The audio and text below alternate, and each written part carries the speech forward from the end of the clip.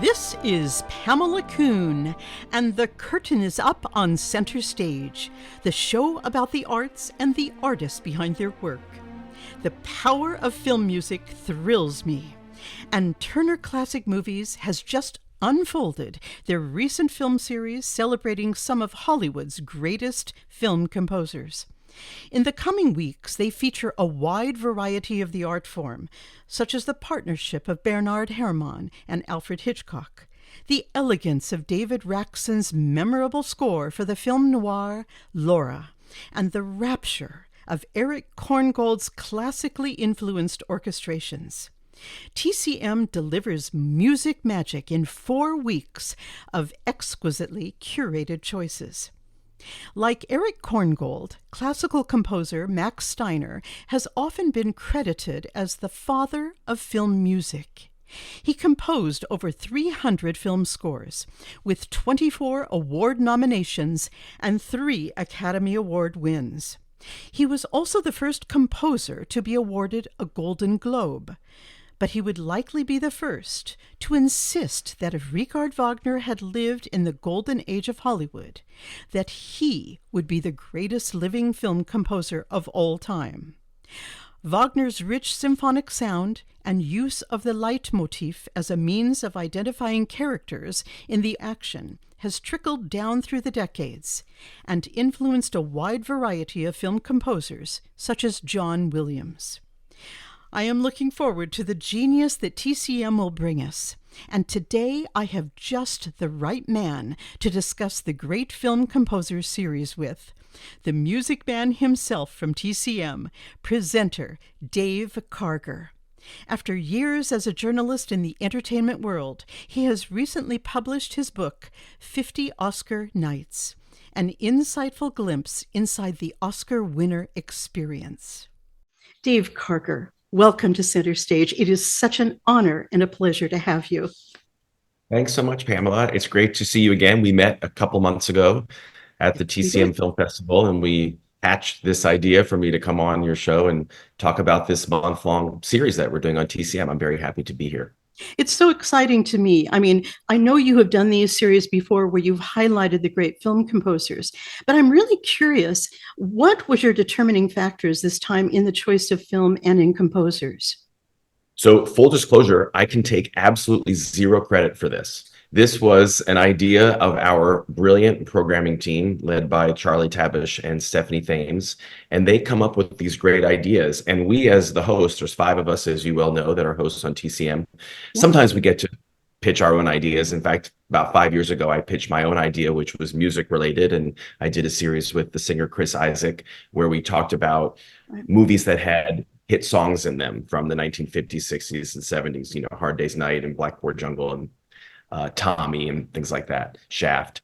This Best Film Composers series, which is running every Monday in June, I had nothing to do with the planning of it or the selection of it. I just was the lucky beneficiary who was told, you get to host it, which I guess was a natural fit because, as you mentioned, I am kind of the musical guy on TCM. I have a weekly feature on Saturdays called Musical Matinee, where every Saturday at noon Eastern, 9 a.m. Pacific, you know, you can turn on TCM and you'll see me, and you'll see me introducing a movie musical of some sort, whether it's a classic movie musical with Fred and Ginger or something more recent, or maybe even a music documentary.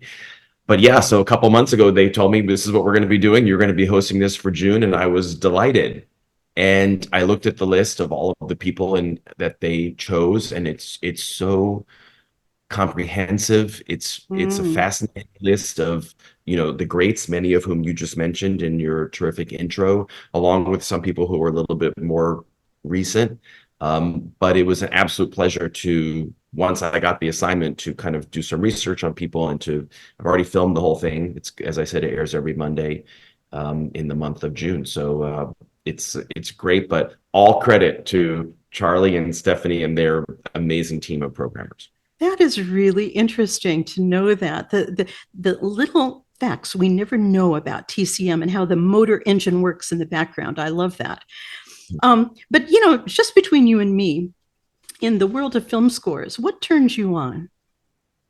Well, it's interesting. I grew up as a person with music as my real first love. I love film too. Film has been my career, but music to me was what I first latched onto from a very young age. I mean, I was 3 and 4 years old, sitting in front of my Mickey Mouse record player, playing 45s of Paul Simon and Joe Jackson and 10cc. I mean, the lyrics went way over my head. I would listen to The Things We Do for Love by 10cc, and I would hear a line like, she says she wants to make up, and I thought that meant that she wants to sit in front of a mirror and put lipstick on her face. So the lyrics went over my head, but I, from a very young age, found myself entranced by and intrigued by melodies, hooks, in pop music, and the emotion of it. I would sit and listen to Angel of the Morning by Juice Newton, the 45, just over and over because of the way that song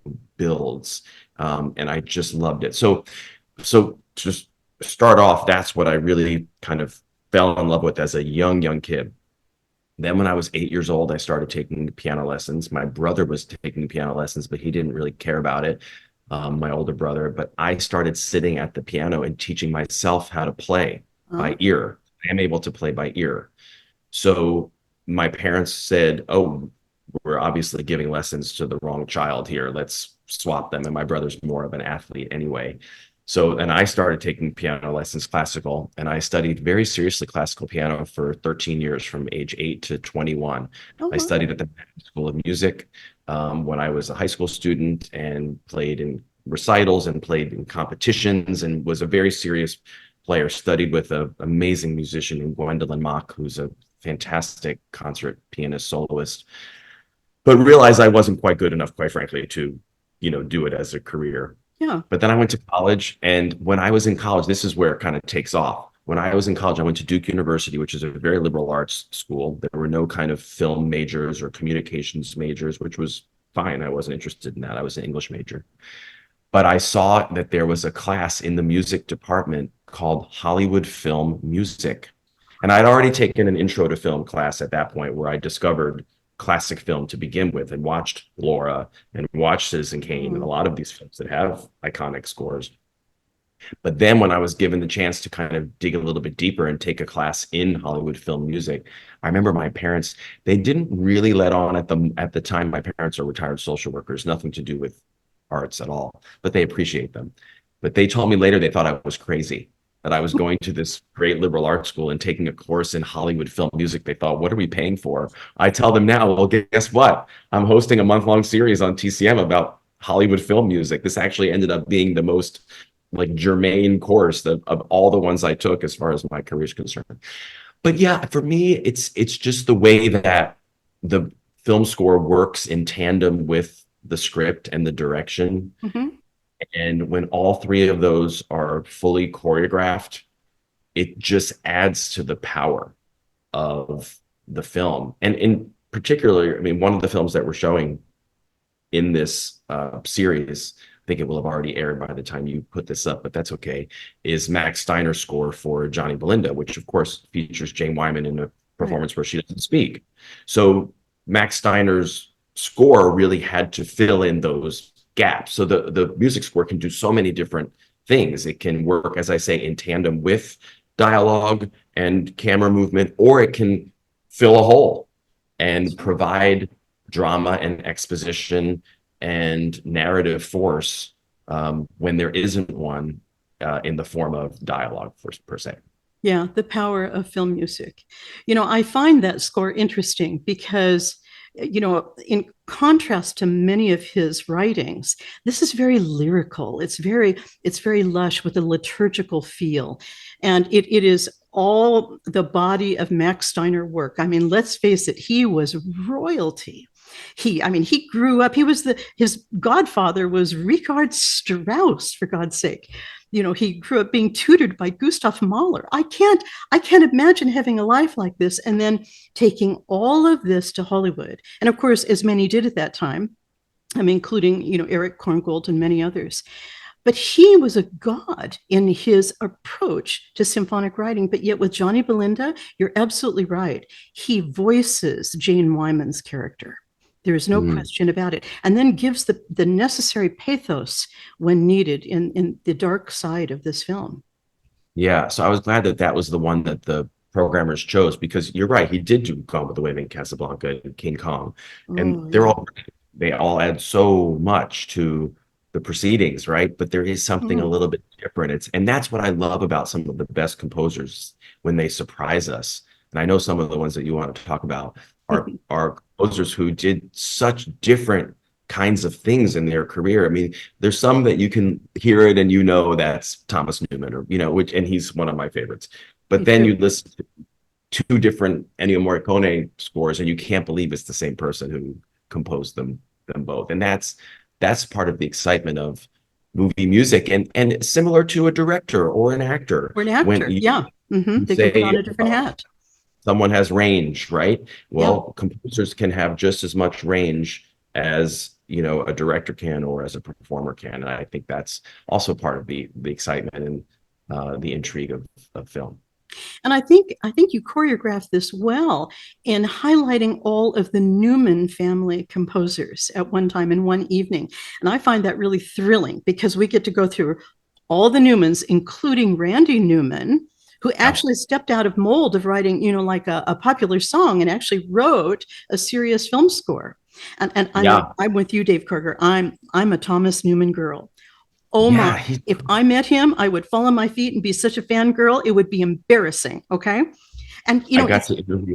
Go ahead. it's interesting to me that I've read that he actually suffered from imposter syndrome. And I can kind of imagine that because of the royalty of the family he comes from. But when I put his music up against, his family members, his music always stands out to me as something so special, so close to the bone, so from the soul. And I think in movies, for instance, like Meet Joe Black, a wonderful film, operatic in pace, operatic in length, really slow. If we did not have Thomas Newman, that movie wasn't going to fly. And Mm, somehow he carries us through on these wings of a dreamlike nature between hell and earth. And he just fortifies every performance. It's so interesting to me. And then he does yeah. something like Passengers, and it's so light on its toes, like it's a ballet. He's fascinating to me. And I know he uses a lot of electronic music, as Hans Zimmer does, but that's just part and parcel of where we're at right now. But at least Newman does go to orchestras and incorporate them into his finished product. He does. I did an interview last year with the whole cast and crew from this movie called A Man Called Otto, which was a Tom Hanks Right. film, remake of a European film. So it's like on the stage with Tom Hanks and all the cast and the producers. But then Thomas Newman came because he had done the score. And when I met him, I was just said, "Oh my God, I'm such a fan of yours." And he almost seemed taken aback, like, "You care about me when all these other people are here." But I particularly love. I was a big fan of the TV show 6 Feet Under, and I think he added so much to that. And of course also American Beauty. That's one of his most famous scores. I can't believe he didn't win the Oscar for that. I know. Um, but yeah, so though I think he might have even lost. I wonder who he lost to, because he wasn't Rachel Portman. Rachel Portman was nominated that year for Cider House Rules. I'll have to look that up. But We're gonna have to go back and find out. He he's the hasn't won most an Oscar. nominated, and he's never won. And I remember Right. I've done two shows on Center Stage about Thomas Newman's work. And on the second show, it was right before the Oscars, before he was nominated for Passengers. And I begged the Academy to just give him the statue. Just let's get this Wonderful. over with. He Amazing. deserves it. But it took Randy Newman a long time to get there, too. So, Sure. and interesting fact is that between all the Newmans, they've had like 92 nominations. It's extraordinary. Wow. That's Absolutely amazing. extraordinary. Yeah. Talented family for sure. But there you are. Well, I think it's exciting that TCM is leading off on the first day with one of my favorite film scores of all time. In fact, I used to sit up and watch the golden age of Hollywood with my mother, who'd had a small singing and dancing career in Hollywood for a time in her youth. And she and I bonded together over watching old movies. And usually Fred Astaire, Ginger Rogers were my favorites. And of course, everything that Humphrey Bogart was in. But I've just got to say, when it came to Errol Flynn, Eric Korngold and The Adventures of Robin Hood, I'm there. And what Yeah. a magnificent score. Eric Korngold showing every symphonic trick he's got and really, really, really painting the canvas for us in this scallywag. Yeah. And it's interesting that um, Korngold received, I think, three nominations, Oscar nominations for movies that he scored starring Errol Flynn. So there was something about that combination of the two of them. And of course, he was Mr. Warner Brothers, and they really wanted him, for a lot of their big adventures, right? And that's what he was so good at, kind of bringing us along on these adventurous films and kind of, helping along with the stunt work and of course, I love Errol Flynn too. I don't think there's a movie I've introduced on TCM more than Robin Hood. I've introduced that movie so many times. It's a big Saturday afternoon favorite, I think, on TCM, which is one of my time slots. But then you could also see him do something like King's Row, right? Which I Right. think is a wonderful score. And my understanding is that if you go to John Williams's office, you don't see any posters of John Williams's movies. Instead, John Williams has on his wall a poster of Robin Hood because he loves Korngold, which all kind of makes sense because there's some people who think that his Star Wars theme is a bit of a homage, shall we say, to Yeah. Korngold, things wrote da da da da da, and it moves on from there. But there's definitely echoes of King's Row in Star Wars. So clearly, John Williams has a thing for Korngold. There are echoes of everything everywhere. I mean, Right. let's face it. I think it was Howard Shore who wrote Lord of the Rings, of course, and many others. A wonderful, wonderful composer and arranger and orchestrator. And he said, let's face it, we've all borrowed from somewhere. I mean, if we look at the music of Andrew Lloyd Webber, we know it's definitely borrowed from Puccini, and he's done very well off that. Thank you very much. So I think it's interesting you bring up John Williams. I don't think there is a composer that is more respected from professional musicians than John Williams. Certainly all of my friends who are playing orchestras, who have played for studio gigs, they bow to John Williams. His camaraderie, his brilliance, his knowledge, his musical knowledge, and his humility. And Yeah. I think he would be the first to admit that he has borrowed. And I think that he has done it on purpose, Dave. I have never felt that, he went out, for instance, Superman, which you are showing with Christopher Reeves. I remember when I first went to the film and I thought, oh, that's Richard Strauss. That's Death and Transfiguration theme. And it's one of the main themes of the film. And I think in his way, John Williams honors the great composers by doing that. And also, I think there's a nobility in that. And of course, the program music that Richard Strauss wrote fits very well into the story of Superman, and we have leitmotifs everywhere, nobility and stature. Sure. I mean, and speaking of Oscar trivia, obviously John Williams, 54 Oscar nominations and counting. Only Walt Disney had more, and Walt Disney could just come and throw his name on a whole bunch of stuff. No offense to Walt Disney. Yeah. But John Williams, I don't think you can name another composer who has themes and melodies that are as universally well known. That's right. The John Williams, fragments. Raiders, Yeah. Star Wars. I mean, and I like the fact that we're showing Superman. I mean, he's obviously best known for his work with George Lucas and Steven Spielberg, but I also think this collaboration on Richard Donner's film, as you're saying, is truly iconic. So Yes, I'm it is. happy that we're showing it. He, of course, was a protege of Newman and Herman, and Of course. shows an appreciation of these people without a doubt, which adds to the power of it. I've just got to ask you one thing. I've read that you were turned on to the golden age of Hollywood in classic cinema with the film Laura, Otto Preminger's Laura. Is that true? Yes. So here's the story. I was a sophomore in college at Duke. This was in the early 1990s. I had grown up, as I told you, loving music particularly, but then also with the advent of HBO and cable TV in my house. That's when I kind of started watching movies on a more regular basis than I did before then. And as a child of the 80s, I was born in the early 70s. So I was, age 6 to 16 during the 80s. So the first movies that I fell in love with were, the kind of John Hughes movies, Breakfast Club, and then also things Okay. like Children of Lesser God and movies like that. Okay. But then once I went to college and took a proper film class, and we watched Citizen Kane and Seven Chances and Laura, Laura was the one that really grabbed me. And the story that I tell, as embarrassing as it is, but how would I have known, is that I remember the professor showing us Laura, and the credits came up and it said starring Dana Andrews, Gene Tierney, Clifton Webb, the rest of the cast, Vincent Price. But I remember watching the movie and thinking to myself, wow, Gene Tierney, he's so good looking. And Dana Andrews, she's just gorgeous. I If love you hear Dana and Gene, that's what you think. It wasn't until later that I realized which one was Dana and which one was Gene. But there was something about that film, and of course David Raxon's score, that is just so evocative. And I don't know what's behind this, but I do feel like of all of the composers whom we all revere today, that. I'm unclear as to why David Raxon doesn't seem to have gotten I know. the claim at the time. I mean, if you look at the year of Laura Yeah. at the Oscars, in the category of best score for a dramatic film, Mm-hmm.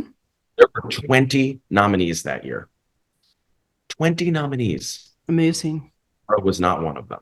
How could that have been? Yeah. And yet, Laura's score has stood the test of time in a way that I would venture to guess none of the 20 that were actually nominated were. And he only had 2 nominations in his career for Forever Amber and Separate Tables. But there's something about that score that I just think is absolutely gorgeous. And during COVID, when I had nothing else to do, I downloaded the sheet music and learned to play it on the piano and uploaded it to my Instagram. And so now it's a little party trick, is I can sit down and play the Laura theme, which is so beautiful. It's so gorgeous. And the thing that always amazes me about that piece is it's so simple. It's not grand. We fall in love actually with Laura through the music. Because Yeah. let's face it, it's such a quirky little film in its way. It's such a great film. Dana Andrews is so eccentric in his way, playing with this little game. Vincent Price with that gorgeous voice in the background being odd. I mean, wow, what a film. And then Gene Tierney being so gorgeous, you can't take your eyes off of her. But the I know. fact that we hear that music and we fall in love with her through the music, I think, is really telling Mm. about the strength of melody making in film scores. We've got to have that melody we can walk away with. For sure. And that's why it was Johnny Mercer who wrote the lyrics, right? I mean, Yeah. that became a hit song. So that just shows you the power of that kind of wistful melody Yeah. that Yeah. produced. Yeah. Yeah. I don't think Clifton Webb has been any better either. I mean, So good. I oh also God. love the Razor's Edge, but yes, he's Yes. always. Yes. I've just got to say, I knew that Oscar Levant at one point had heard David Raxon's playing and actually said to Gershwin, you need to meet this guy because he's got a great arrangement of Your I Got Rhythm, which I think is a real fun fact. But I get the impression that David Raxon was a chameleon and he really reflected back more to classical music perhaps than most. He did everything. And maybe he didn't care that much. Maybe he was just doing it, more for the love of everything and wasn't on the political engine. I mean, but that is a really interesting point you bring up. I mean, why wasn't he better known? But having said that, he was the first composer that the Library of Congress asked to catalog his own work. Mm. Isn't that interesting? That's an honor. So, And I even saw a yeah, video of him later in life on YouTube sitting at a piano and kind of explaining the ins and outs of the Laura theme and playing it. So while he was alive, I think he did appreciate and yeah. the way that his work was appreciated. But at the time in the 40s and 50s particularly, I don't think it was appreciated in the moment as much as it could have been and should have been. Wow. Wow. Very interesting. So let's forget all these composers for a minute. Let's talk about you. This music career of yours, as it started, I mean, how serious were you about the piano then when you were at Manhattan School of Music? I mean, did you want to carry on? Did you have aspirations of yourself being a songwriter, let's say? Never a songwriter. The only time I've ever been able to write a song, if you can even call it that, is in my dreams. I oftentimes will wake up with a melody in my head that my subconscious mind has created. And if I were more serious about it, I would have like I would, sing it into my phone or something. But I don't. That's not really an interest of mine, songwriting. But playing the piano was, I mean, I was a very serious player. And as I said, I was doing competitions and recitals and playing very competitively. And there was a time, I would say maybe my junior or senior year of high school, where I thought, could I do this? Would I want to do this? And I think the two realizations that I came to around the time I was graduating high school and going to college was that, one, I wasn't quite good enough. I was more, when I played the classical piano, I played some of the kind of Bach and Beethoven and Mozart, which required more dexterity. And I don't think I had the dexterity necessary. So the composers that I really found myself attracted to and were the best fit for me were Chopin and Debussy, because they were the ones that were a little more flowery, a little more romantic, didn't require all the kind of chromatic scales and stuff that you would need to do. I mean, I was just in awe of some people who could do just, Olympic level Right. acrobatics.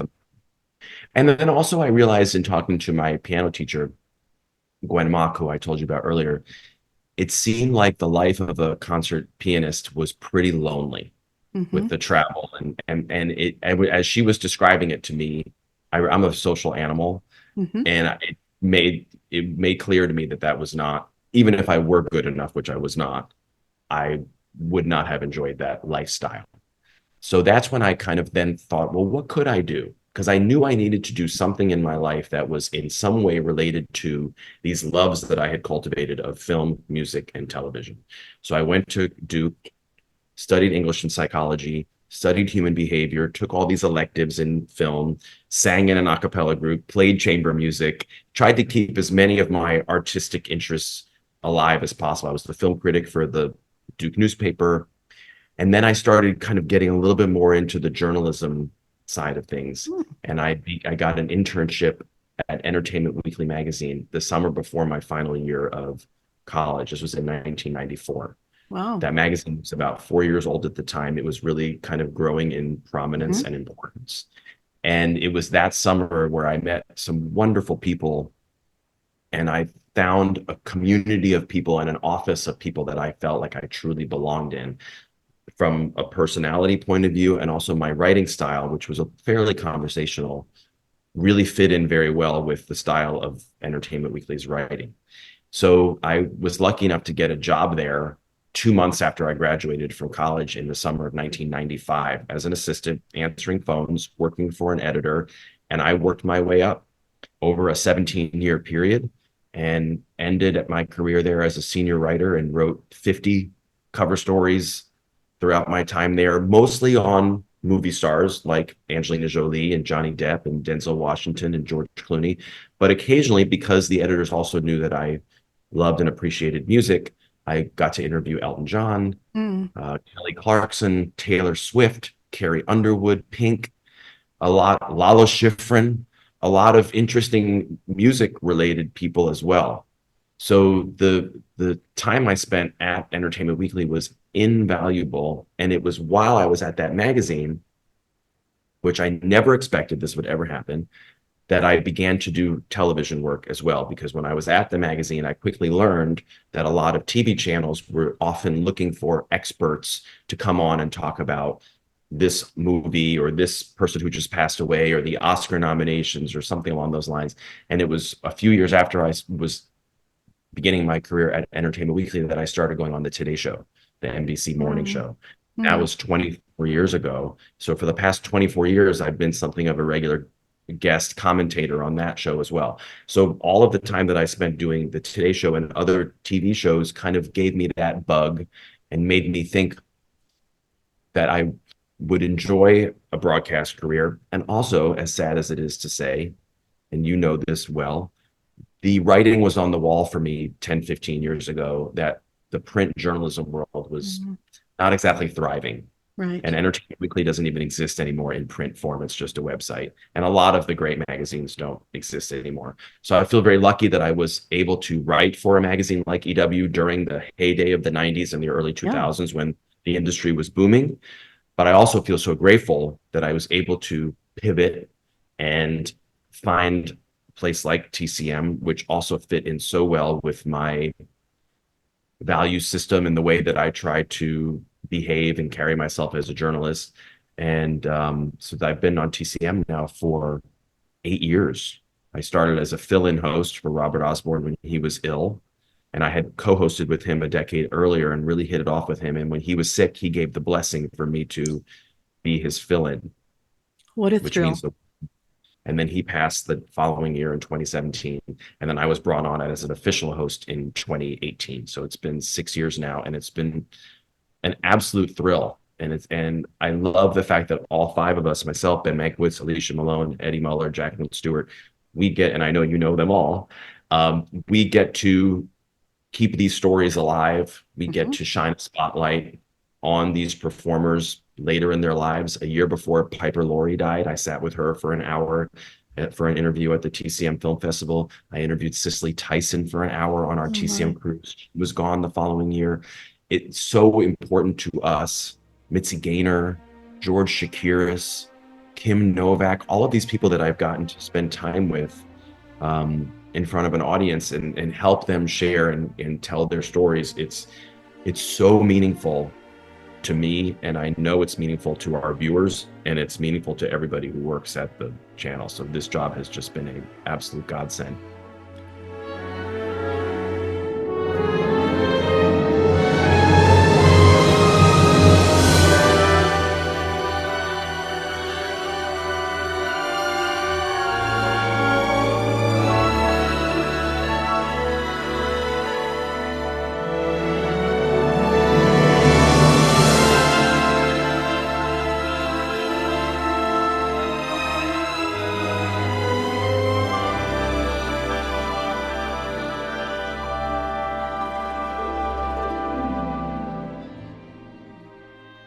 At what point, Dave Karger, did you really know that? Was there a cathartic moment when you knew this was going to be your path? Like when you were at Entertainment Weekly, for instance. That was the big moment. When I did that internship, I felt like not only could I fit in with all these people, but I know I can thrive here. Mm-hmm. This is a place where I know I can contribute, and Mm-hmm. I know I can be an invaluable member of this family. And when I got the job as an editorial assistant, and I worked for this wonderful guy that I'm sure some of your viewers and listeners will be familiar with, a guy named Mark Harris, who Mm-hmm. is now a fabulous author. He wrote the Mike Nichols biography. He wrote a book called Five Came Back about Frank Capra and John Ford, the filmmakers that went to World War II and came back. He wrote a book called Pictures of the Revolution, which looked at Bonnie and Clyde and The Graduate and Dr. Dolittle and all the Best Picture nominees in 1967. So he was my boss. He was the editor of the movie section at the time. I mean, what an incredible experience I had to work under someone like him, Wow. as brilliant as he is, for the first 2 years. But I learned at Entertainment Weekly, and this is the way it is at so many jobs in the arts world, or not even in the arts world, in order to move up and get that promotion, you basically have to be doing the job of the person above, of the level above you, even though that's not the title you have. And then once you've been doing that for a while, then the bosses say, oh, he can handle the next level up because he's basically been doing it. So that's what I kept trying to do. The title above editorial assistant was correspondent. So I made sure that I was pitching enough articles and little items so that my name was in the magazine as often as the correspondents' names were. And then I got promoted to correspondent and got promoted to staff writer and then senior writer, and also kind of developed this expertise in the Oscars and pop music. Those are my two main Right. beats. So I was also covering Britney Spears and the Backstreet Boys and NSYNC because it was that time of the kind of Mm-hmm. teen movement, and Right. American Idol. Right. So yeah, so the early years at Entertainment Weekly were the years where I really feel like my confidence grew. And my very first cover story in 1998, I was 25 years old. I couldn't believe they were letting me write a cover story when I was 25. Was about the Backstreet Boys. So even though I was in the movie section of the magazine and that was my job, the first cover I got to do was a music cover. So those few years really showed me. And then just getting back real quick to what I was just saying, Mm-hmm. beginning the TV side of my career, also gave me great confidence because I found that I didn't really get nervous going on Hmm. live television. I really enjoyed it. And it was a way to differentiate myself a little bit. I wasn't just a writer for Entertainment Weekly. I wasn't just a print journalist. I was someone who was going on this big network, TV show with millions of viewers and building a name for myself as a expert, if you will, or a commentator, or someone who could provide some insight on what was going on at the Oscars or in the entertainment world in general. So those were big moments for me because I wasn't really sure what I never thought I was going to be on TV. I see my book behind you, which that's so sweet of you. I Hmm. never thought I would write a book. I mean, there's all of these things that I've gotten to do in my life that I never dreamed that I would ever be able to do. So it's been a fun journey and one that's been very exciting without a doubt. But you're walking the walk. I mean, this didn't happen by accident. This is because of your work ethic. And actually, everything you gleaned from Mark Harris, I mean, that you were in the right place at the right time, Dave Karger. But yeah, I appreciate that, Pamela. And I also really, it's been very important to me. I've said this before, it's been very important to me to carry myself in my professional life with sensitivity and with compassion. When I was a journalist, I never was someone who wanted to needle somebody or yeah, catch them or do a gotcha kind of thing. That just yeah, yeah. wasn't for me. And I was never someone who wanted to get scoops, which in the entertainment media world, that's what a lot of great people do. And that's they build their careers on breaking this piece of news or getting this first. For me, it was much more about having an in-depth conversation with someone, a creative person who I had a lot of respect for, and just getting them to open up maybe in a way that they hadn't before, creating a situation, an environment where they felt comfortable to share with me maybe things that they hadn't before. And that's carried through from my time at Entertainment Weekly, hopefully to the time that I spend now on TCM, where particularly because I'm interviewing a lot of people later in their life, I really tried my hardest to be gentle and to not throw softballs necessarily, but to Right. create a, a situation, an environment where, as I say, these people can feel comfortable to share. That is so remarkably fantastic. If every journalist could have this attitude, it would be a happy world, wouldn't it, Dave? I mean, Well, but yeah, and but in certain parts of journalism, there's a need for more aggressive journalism, particularly in political journalism, where people's feet mm, need to be held to the fire and being fact checked in real time and all that. I mean, when I watch people who I respect on CNN and MSNBC, I just can't believe they do what they do. I could I never do know, that. I know. So I definitely found the part of journalism that's right for me and for my personality type because I'm very non-confrontational. I'm definitely more of a people pleaser. So I found the part of this world that's right for me. But it is interesting as an interviewer, if you are just yourself and you open up and give everyone a safe haven, they will open up to you. I mean, there have been some times when I've been talking to particular celebrities and they've said, I don't know why I'm talking like this to you right now, but I just am. And, when you find that flow, and that's definitely what you're looking for, I think that's kind of summing up what I perceive at TCM. And I know going this year to TCM as a member of the press, I absolutely adored the generosity that all of you bring to the table into the room. Everyone is approachable. All of you presenters are. You're so gracious to everyone. I've never, ever seen a film or music festival quite like that. It's something That's quite great. precious. I think you're all preserving. And mixed in with that ridiculous sense of humor that Ben Mankiewicz has, that is so adorable that we all want to take Very. him home. Yeah, it's it's rich. And it's rare that the five of us get to be together because we Yeah, mostly shoot our stuff individually. None of us really live in the same place. I mean, I'm out right. here in the desert. Ben's in LA. Jacqueline's in Chicago now. Eddie's up in Oakland. Alicia's up in New England. So we're all in these different parts of the country, but couple times a year, whether it's for the festival or the cruise or some kind of special shoot, we do Mhm. get to be together, all five of us, and it's so much fun because we I are all can so different, but we all just really have a lot of respect for the styles of the other four.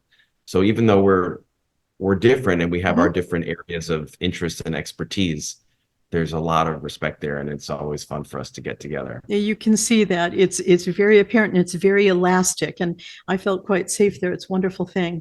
Tell me this: do all of you go on the cruise together with all of the guests? We do. So I've been on 3 cruises. Of course, the cruise didn't exist for a couple of years during COVID, but I went on Mhm. the 2019, 2022, and 2023 cruises. Um, Alicia was on all those cruises with me. Eddie and Ben were all, and then Jacqueline just went on her first cruise this past year, Okay. and we're all 5 going to the next one, which is in October of this year. And that, to me, I love the festival. I really love the cruise. The cruise Really? is, yes, the cruise is so much fun.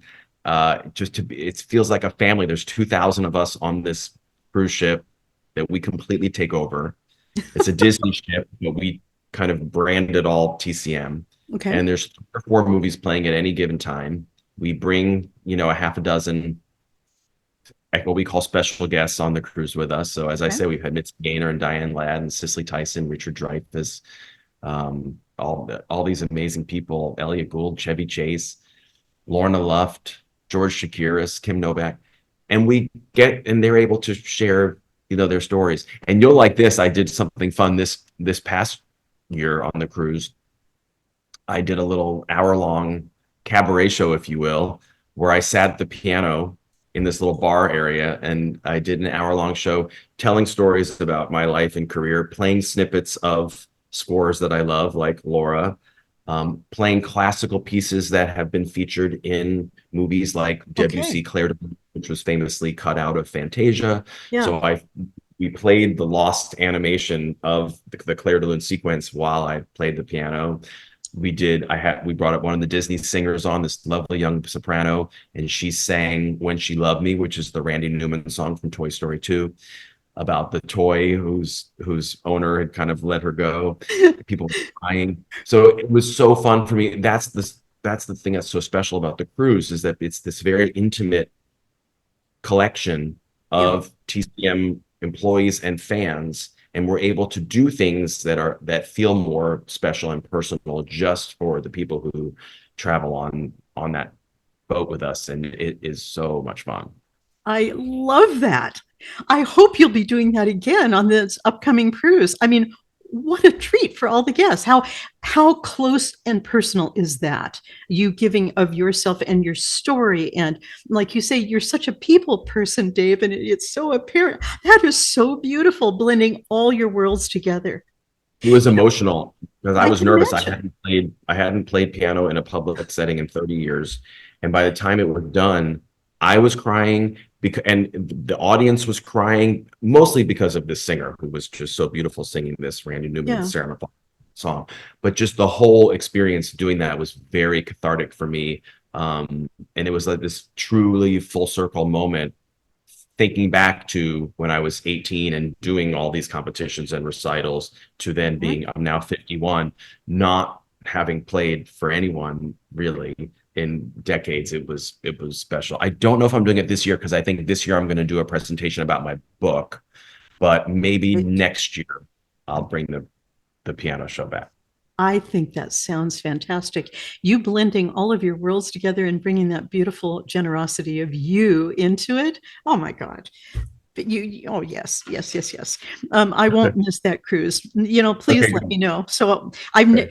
I've never been on a cruise in my life. And with all the norovirus and the COVID, I thought, that's it. I'll never be on a boat.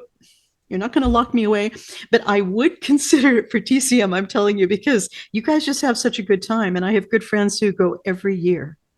And they were Yeah. saying it's so much more special than the festival in Los Angeles. And I find that hard to Which is believe, great. The you know. festival's great. And the fans who come to the festival, I would argue, are the most serious when it comes to being true cinephiles. Yeah. People who come on the cruise also love to watch old movies, and they do, but for them it's as much about just a vacation. Whereas the festival people, they map out all the 5 movies they're going to see that day, and they stress over what they're going to see. The cruise is just a little bit more laid back. I love it.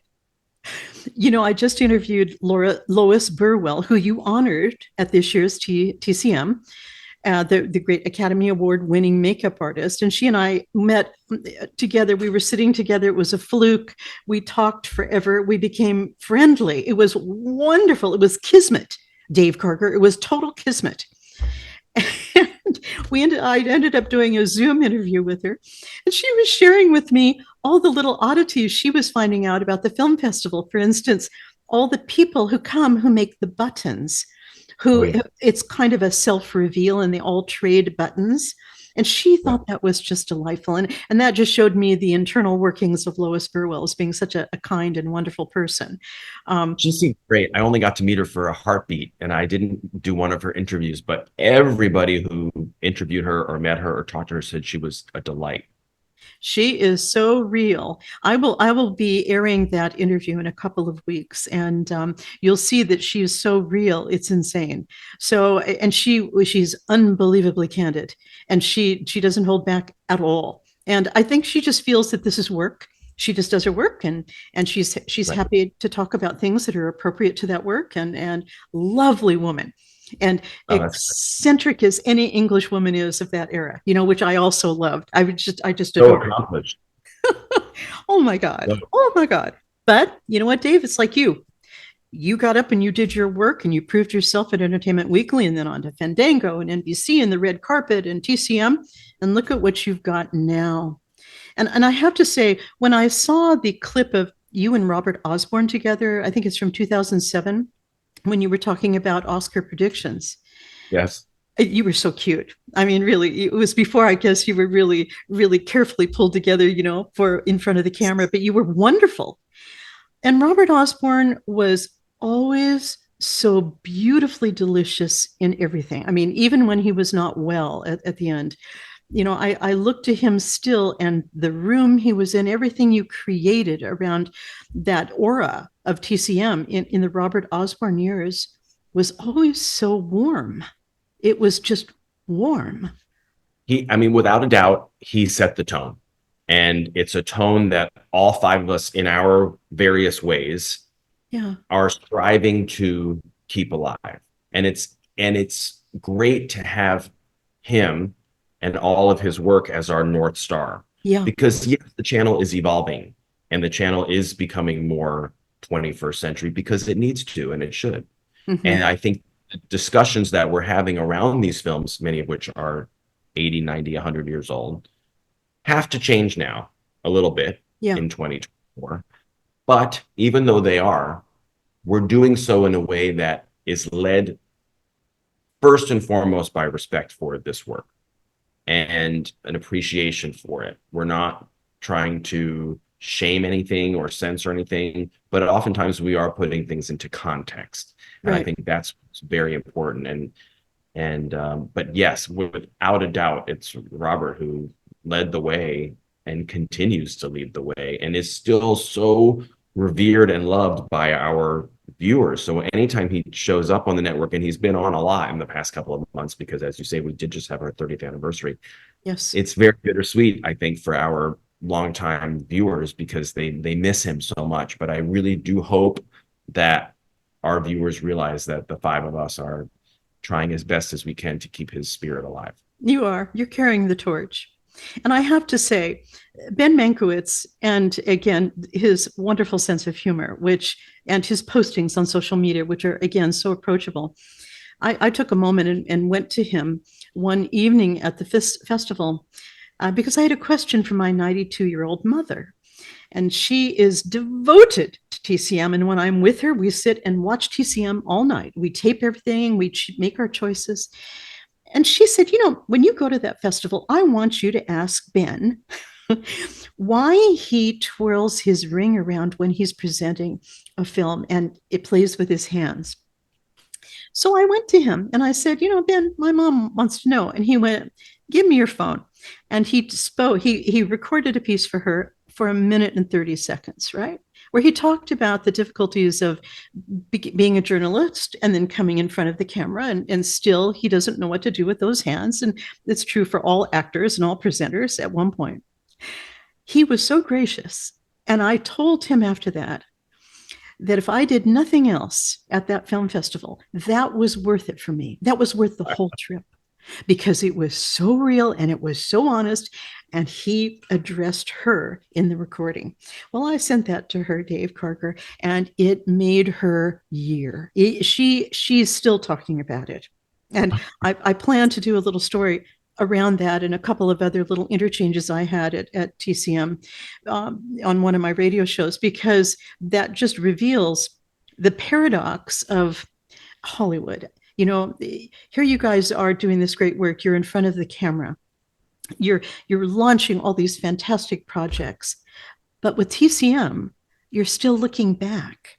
And with all of us today in this world, the way the world's going and the craziness, we need something to hold on to like that. And I think we're all ready to be prepared to look back a bit for some comfort. And certainly for someone like you who's been a journalist and worked so hard, you were going ahead, and then now you've taken this gig, which is putting you in this beautiful position to see your life out. I think, I mean, I would hope. Yeah, I want to do this forever. But it's interesting to hear you say that.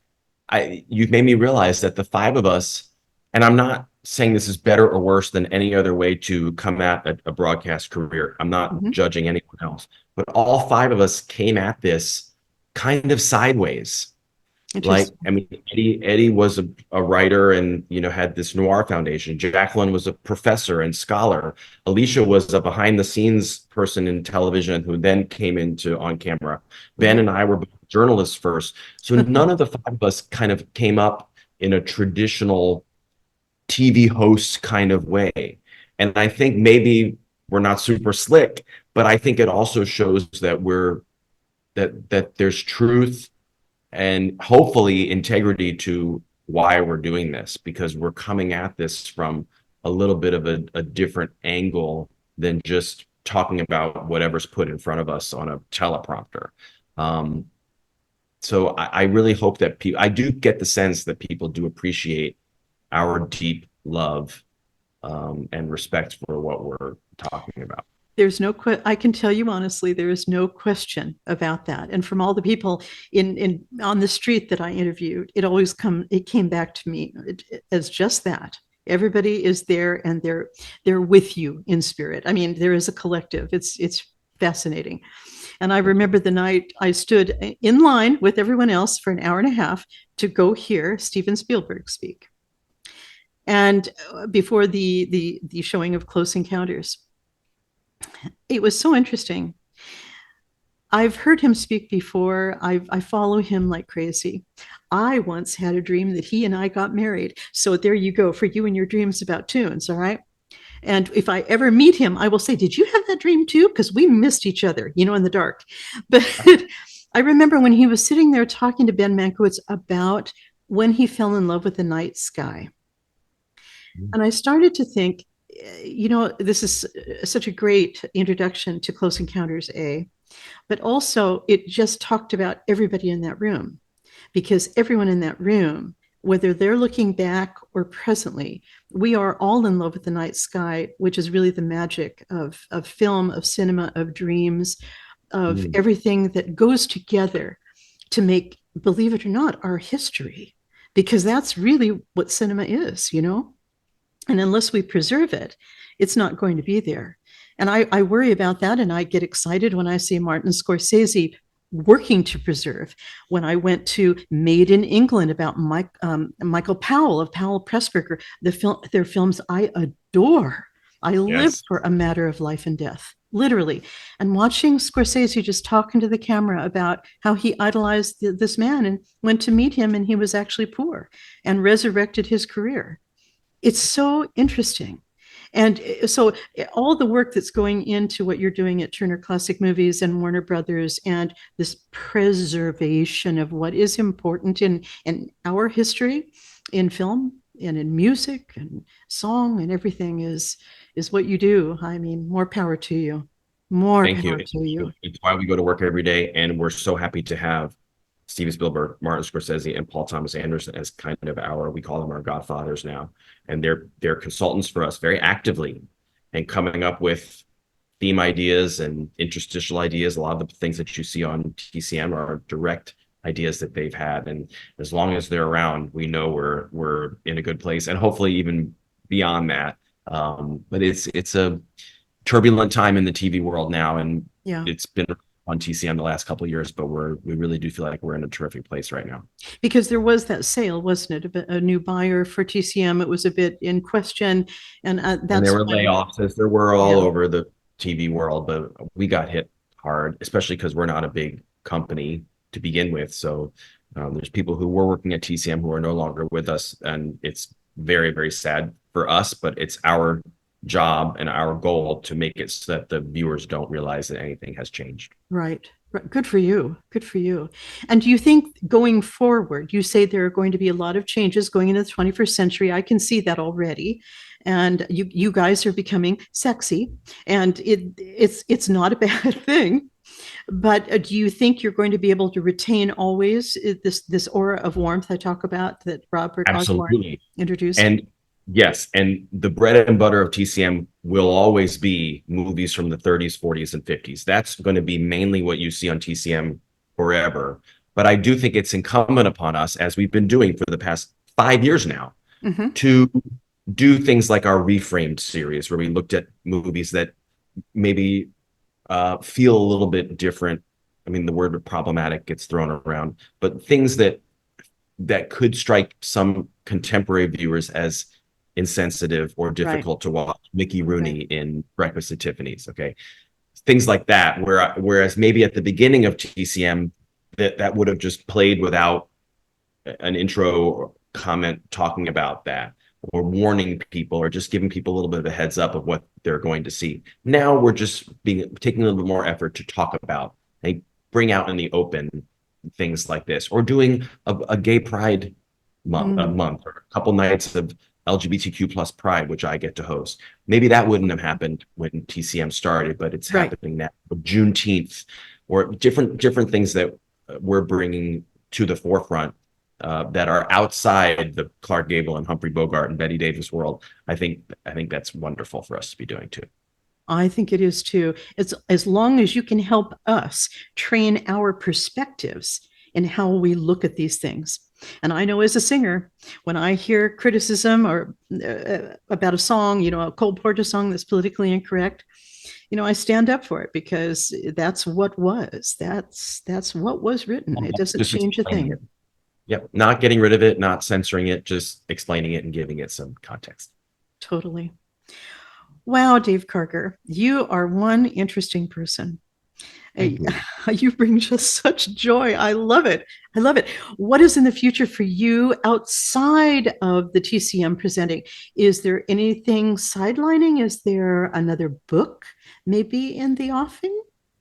Hopefully, yes. The first book came out in January, 50 Oscar Nights, which has some songwriters in it as well, Elton John and John Legend and Alan Menken. Very cool. Talking about the day that they won their Oscars. It's done well, they tell me, and they sold out of the first printing, and there's a second printing happening right now. So I'm still kind of on that book tour, if you will. I have a couple of events that I'm doing this summer and then towards the end of this year. But yeah, the publisher is interested in another book or two. So I'm in the process right now of figuring all that out, and one of them might even have a musical theme, but that's all I can say. But we'll be talking in the future. I hope so, Dave Karger. And maybe you and I can sit down at some point and do piano four hands, and we can sing a little together. I would adore that. And I want to be right there when you do that next show, talking about your life around the piano and in music. That is so rich.